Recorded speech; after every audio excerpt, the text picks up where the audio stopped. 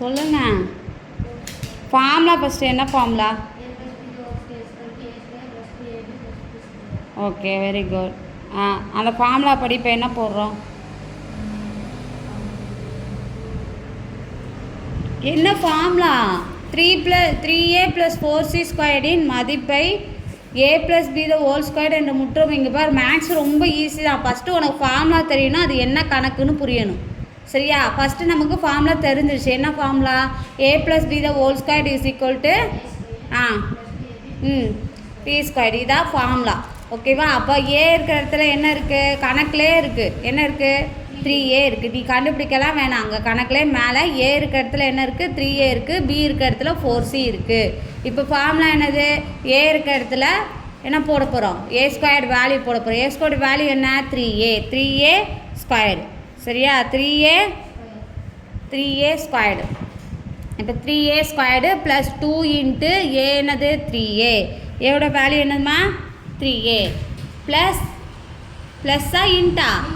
A into. ஓகேவா? ஏ பக்கத்தில் எந்த சிம்பிள் இல்லாமல், அடையாளம் இல்லாமல் இருந்துச்சுன்னா அது என்னது?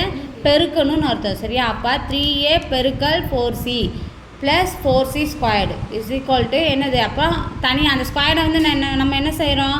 தனித்தனியாக ஸ்ப்ரெட் பண்ணி எழுதுகிறோம். ஏன்னா நமக்கு வந்து அப்போது அந்த ஏக்கு மேலே தான் ஸ்கொயர்டு இருக்கிறதா நம்ம மீனிங் பண்ணிக்கிறோம். ஸோ அதனால் நம்ம என்ன பண்ணுறோன்னா, அந்த 3a² இருக்குல்ல, எங்கே இருக்குது? 6 மார்க் போட்டிருக்கா? அப்போ அந்த 3a² நம்ம என்ன பண்ணுறோம்? 3a² என்ன பண்ணுறோமா? பிரிச்சுருதோம். சரியா? எப்படி பிரிச்சுருதோன்னா 3² × a². 3² × a² + 2 × 3a × 4c + 4² c². அந்த ஸ்கொயரை நம்ம என்ன செஞ்சிடும்? தனித்தனியாக பிரிச்சுருதோம். இப்போ 3² என்னது? 2² வர்க்கம் தெரியுமா? 2² என்னது? 4. 2² 2 தடவை பெருக்கணும். 2 × 2 3² இருந்துச்சுன்னா என்னது? 3 2 தடவை பெருக்கணும். இது என்னதான்? வர்க்கமூலம். நம்ம வர்க்கமூலம் படிச்சிருக்கோம்ல, அதான். அப்போ அந்த வேல்யூ வந்து உனக்கு தெரியணும்.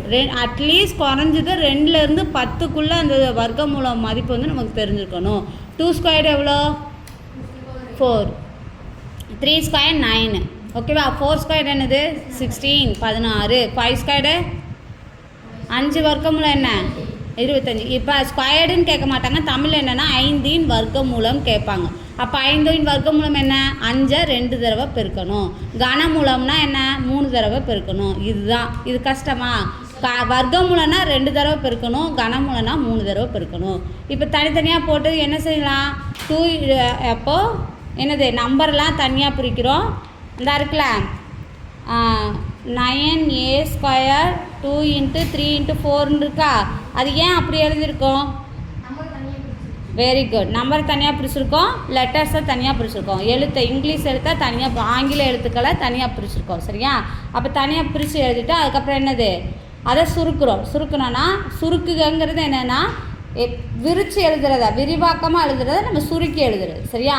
அப்போ 9a² + 6 6 24. அப்போ 24 AC. அந்த a × c நம்ம என்னலாம் சுருக்கி ஏசின்னு போட்டலாம். Plus 16 c².